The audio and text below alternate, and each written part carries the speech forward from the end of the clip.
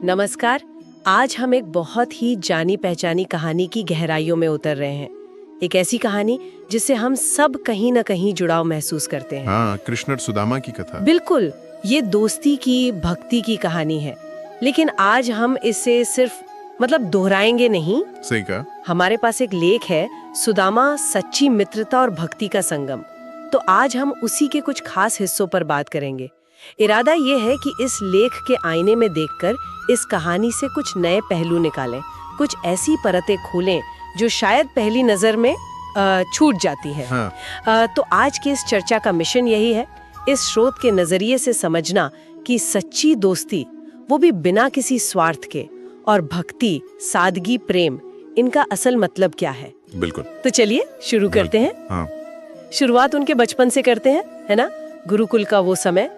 जी, जब कृष्ण, जो बाद में द्वारकाधीश बने, और सुदामा, एक साधारण ब्राह्मण पुत्र, दोनों साथ पढ़ते थे, खेलते थे, यहाँ तक कि अपना खाना भी बांटते थे। हाँ। और ये लेख इसी बात पर जोर देता है कि ये सिर्फ कोई आम बचपन की दोस्ती नहीं थी। इसमें एक गहरी आत्मीयता थी, बराबरी का एहसास था। गुरुकुल का माहौल ही ऐसा था। ये दिलचस्प है। हम अक्सर इसे बस एक मीठी सी याद की तरह देखते हैं, पर ये लेख इसे एक नींव बता रहा है। फिर खैर, वक्त बदला, कृष्ण द्वारका के राजा बन गए, ठाट बाट, और सुदामा का जीवन बिल्कुल उलट, घोर गरीबी में जी रहे थे। दोनों के जीवन में जमीन आसमान का अंतर आ गया था। हाँ, बहुत बड़ा अंतर। बिल्कुल।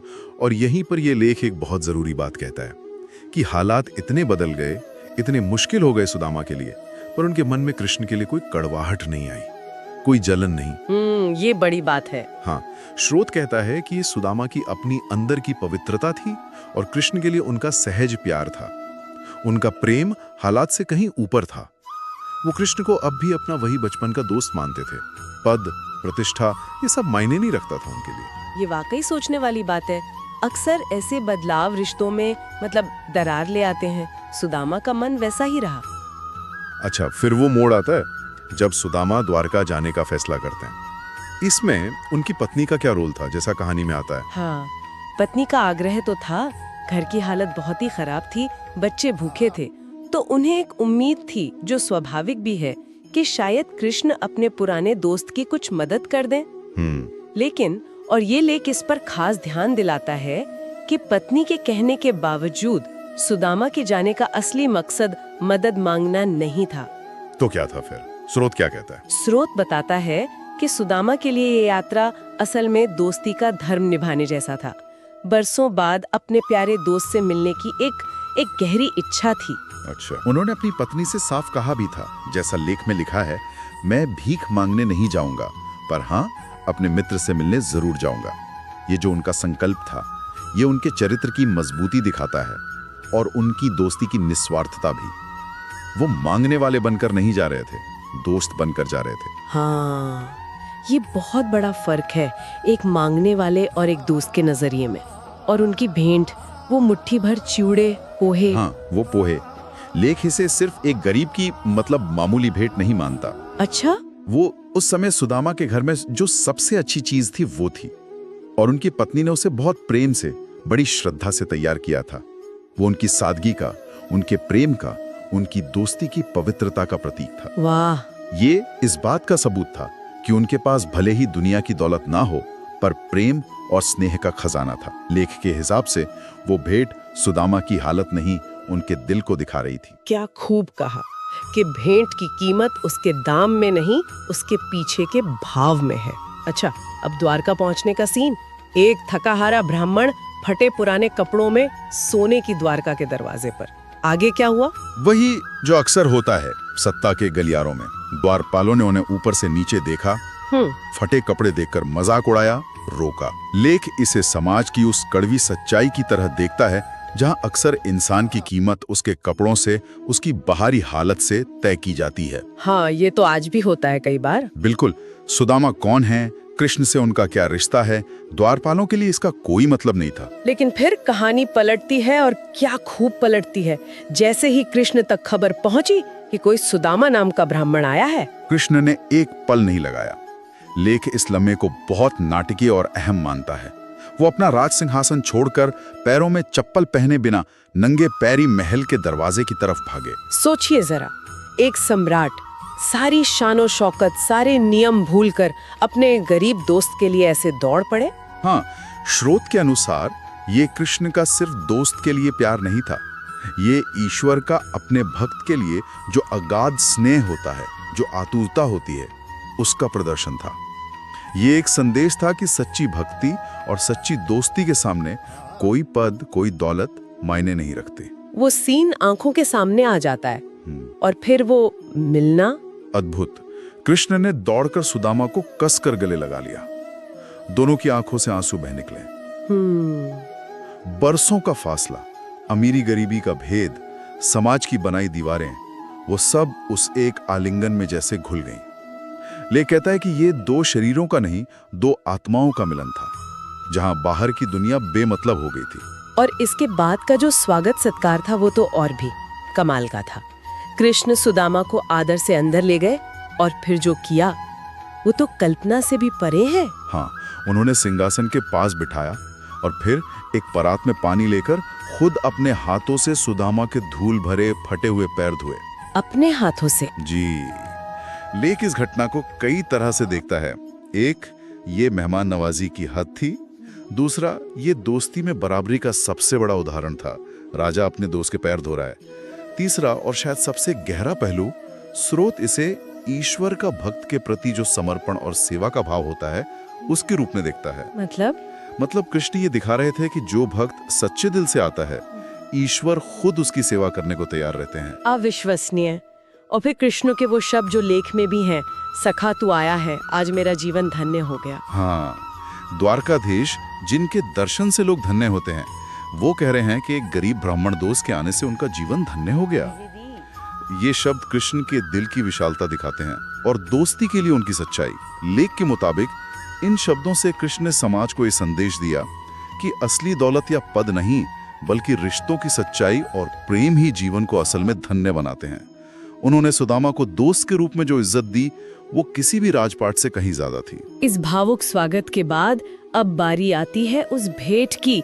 वो चिवड़े की पोटली सुदामा लाए तो थे, पर अब कृष्ण का ऐश्वर्य और इतना अपनापन देखकर हिचक रहे थे शायद। हाँ बिल्कुल, वो उस छोटी सी पोटली को अपनी बगल में छिपाने की कोशिश कर रहे थे। लेख इस मानवीय पहलू को भी छूता है। अक्सर होता है ना, हम अपनी कोई साधारण सी चीज किसी बड़े आदमी या बड़ी जगह पर देने में हिचकिचाते हैं। हाँ, लगता है कि ये क्या ही है इसके सामने। वही सुदामा को भी लगा होगा कि कहाँ ये सोने का महल और कहाँ ये मुट्ठी भर सूखे चूड़े। ये हिचक उनकी गरीबी की वजह से उतनी नहीं थी जितनी उनके प्रेम की गहराई की वजह से। वो अपने प्यारे दोस्त को कुछ बेहतर देना चाहते थे, पर दे नहीं पा रहे थे। लेकिन कृष्ण की नजर उनसे भला क्या छिपता। कुछ नहीं। कृष्ण ने वो पोटली देख ली और लगभग छीनते हुए सुदामा से ले ली। छीनते हुए? हाँ, लेख कहता है कि कृष्ण का ये छीनना भी प्यार का ही एक रूप था। वो सुदामा की हिचक को तोड़ना चाहते थे। उन्हें ये एहसास दिलाना चाहते थे कि उनकी भेंट का मोल उसकी कीमत में नहीं, उसके पीछे छिपे प्रेम में है। और फिर उन्होंने उन चिड़ों को खाया। ऐसे खाया जैसे दुनिया की सबसे स्वादिष्ट चीज हो, कोई अमृत हो। लेख इस सीन को भक्ति और प्रेम के संगम की तरह दिखाता है। कृष्ण के लिए वो चिड़े सिर्फ अनाज नहीं थे, वो सुदामा की सच्ची दोस्ती, उनकी पत्नी का प्यार और उनकी भक्ति की मिठास थे। वाह। स्रोत के अनुसार कहते हैं, एक मुट्ठी खाते ही उन्होंने सुदामा को मानो एक लोक का राज दे दिया। जब दूसरी मुट्ठी खाने लगे तो रुक्मिणी जी ने रोक दिया, शायद ये सोचकर कि अब और क्या देंगे। ये बात हमेशा रोमांचित करती है कि भगवान भाव के भूखे हैं, चीजों के नहीं। अच्छा, सुदामा कुछ दिन द्वारका में रहे, खूब मेहमान नवाजी हुई, बचपन की बातें हुई, पर उन्होंने कुछ मांगा नहीं। नहीं, बिल्कुल नहीं। वो जिस मकसद से आए थे दोस्ती निभाने, वो पूरा हुआ। कृष्ण ने भी सीधे सीधे उन्हें कोई धन दौलत या तोहफा नहीं दिया। सुदामा वैसे ही खाली हाथ अपने घर लौट पड़े जैसे आए थे। रास्ते में उनके मन में क्या चल रहा होगा, लेख इस पर कुछ कहता है? लेख अंदाजा लगाता है कि सुदामा शायद सोच रहे होंगे, कृष्ण ने प्यार तो बहुत दिया, पर मेरी गरीबी दूर करने के लिए कुछ दिया क्यों नहीं? अब घर जाकर पत्नी को क्या कहूंगा? मन में थोड़ी निराशा, थोड़ी शंका शायद आई होगी। ये मानवीय स्वभाव है। हाँ, हो सकता है। लेकिन कहानी का असली चमत्कार तो अब होना था, जब वो अपने गांव पहुंचे। तो अपनी आंखों पर यकीन नहीं कर पाए। जहां उनकी टूटी फूटी झोपड़ी थी वहां अब एक शानदार महल खड़ा था। महल? हाँ, आलीशान महल। घर के अंदर हर तरह की सुख सुविधा, सोना चांदी अनाज भरा पड़ा था। उनकी पत्नी बच्चे सुंदर कपड़ों और गहनों में थे। गरीबी का निशान तक मिट चुका था। ये थी कृष्ण की लीला, बिना मांगे बिना जताए सब कुछ दे दिया। हाँ, यही कृष्ण की कृपा थी।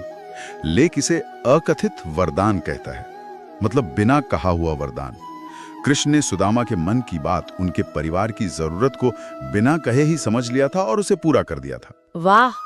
ये सच्ची दोस्ती और सच्चे प्यार की सबसे ऊंची निशानी है, जहां मांगने की जरूरत ही नहीं पड़ती, जहां देने वाला दोस्त या ईश्वर आपकी जरूरत को आपसे बेहतर समझता है। कृष्ण ने सीधे कुछ देकर सुदामा को छोटा महसूस नहीं कराया, बल्कि ऐसे देकर उनके दोस्ती का मान रखा। तो इस पूरी अद्भुत कहानी और इस लेख के विश्लेषण से हम क्या खाल बातें सीख सकते हैं? स्रोत किन चीजों पर ज्यादा जोर दे रहा है? सबसे पहली और अहम बात जो लेख सामने लाता है वो है भक्ति का सच्चा रूप। सुदामा का जो भाव कृष्ण के प्रति था वो शुद्ध भक्ति थी। उसमें कोई मांग नहीं थी, कोई सौदा नहीं था, सिर्फ निस्वार्थ प्रेम और समर्पण था। उनका दोस्त से मिलने जाना ही उनकी भक्ति का तरीका था। लेख कहता है कि ऐसी बिना इच्छा वाली भक्ति ही भगवान को सबसे प्यारी होती है। और दोस्ती के बारे में, दोस्ती के को लेके क्या कहता है स्रोत? स्रोत इस कहानी को दोस्ती के सबसे ऊंचे आदर्श का प्रतीक मानता है।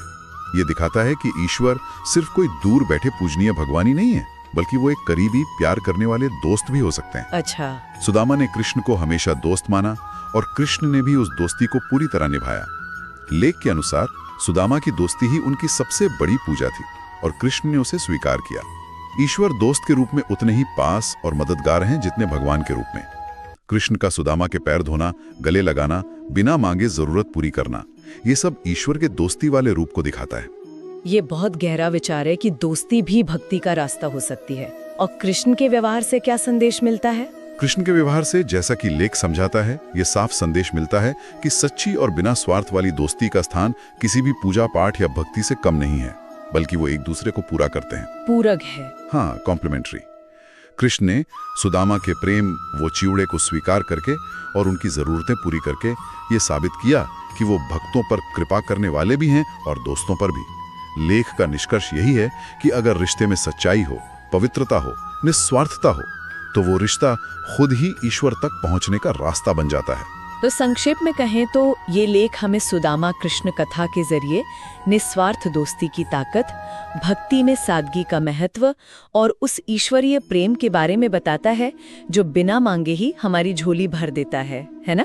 बिल्कुल। ये कहानी सिर्फ कोई पुराना किस्सा नहीं है, बल्कि आज भी हमारे रिश्तों के लिए, हमारी आध्यात्मिकता के लिए एक गाइड की तरह है। हाँ, ये हमें याद दिलाती है कि जीवन की सबसे बड़ी दौलत शायद पैसों या चीजों में नहीं, बल्कि सच्चे रिश्तों में और साफ दिल में है। निश्चित रूप से सुदामा के वो चिवड़े हमेशा इस बात का प्रतीक रहेंगे कि प्रेम से दी गई छोटी से छोटी चीज भी कितनी अनमोल होती है। कुछ सवाल छोड़ जाती है। हाँ, कुछ जरूरी सवाल उठते हैं जिन पर शायद सुनने वालों को सोचना चाहिए। जैसे आज के इस दौर में जहां इतनी प्रतिस्पर्धा है, लेन देन है, क्या सुदामा जैसी निस्वार्थ, बिना किसी उम्मीद वाली दोस्ती सच में मुमकिन है? बड़ा सवाल है। और हम अपने रिश्तों में इसे कैसे जी सकते हैं? और ये भी कि हमारे जीवन में जो छोटी छोटी चीजें हमें प्रेम से मिलती हैं या हम किसी को देते हैं, उनका हम क्या मोल समझते हैं? क्या हम उस भावना को पहचान पाते हैं जो उनके पीछे होती है, जैसे कृष्ण ने पहचाना? सही कहा। एक और गहरा सवाल ये उठता है कि एक इंसान अपनी जिंदगी में सच्ची भक्ति और सच्ची दोस्ती के बीच संतुलन कैसे बनाए? क्या ये दो अलग चीजें हैं, या जैसा ये कहानी इशारा करती है, ये एक ही सिक्के के दो पहलू हैं, एक ही मंजिल के दो रास्ते? ये कुछ ऐसे विचार हैं जो सुदामा और कृष्ण की ये अमर कहानी हमारे मन में जगाती है। शायद यही इस कहानी की असली खूबसूरती है कि यह हमें लगातार बेहतर इंसान बनने और अपने रिश्तों को और गहरा, सच्चा और प्रेमपूर्ण बनाने के लिए प्रेरित